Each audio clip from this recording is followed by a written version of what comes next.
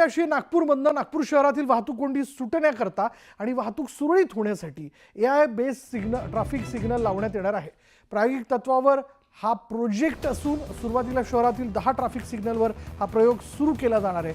पश्चिम नागपूर भागातील 10 सिग्नलचा यात समावेश आहे आणि या AI बेस ट्रॅफिक सिग्नल यंत्रणेमुळे प्रवासाचा वेळ अर्ध्यावरती येणार असल्याचं सांगण्यात येतं। हे AI तंत्रज्ञानाचा वापर करून कुठल्या सिग्नलवर गर्दी आहे याचं अवलोकन करून गर्दी कमी करण्यास सिग्नलच्या माध्यमातून प्रयत्न करून वाहतूक सुरळीत केली जाणार आहे। अपघाताचं प्रमाण देखील यामुळे कमी होणार असल्याचं बोललं जातं।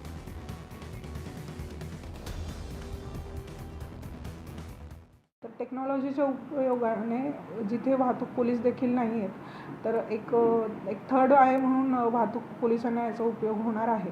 आणि आपलं आता शहर वाढत चाललं आहे नागपूर शहर, तर आर्टिफिशियल इंटेलिजन्स वापरून आपल्याला बऱ्याचदा असं होतं की मॅन्युअली पोलीस आमच्या चौकात उभं राहून बऱ्याचदा ट्रॅफिक ओढावी लागते। तर याचा ऑटोमॅटिक जर ते सिग्नल ॲडजस्ट झाले तर लोकांनाही याचा विशेषतः रहदारीच्या वेळेत जास्त फायदा होणार आहे।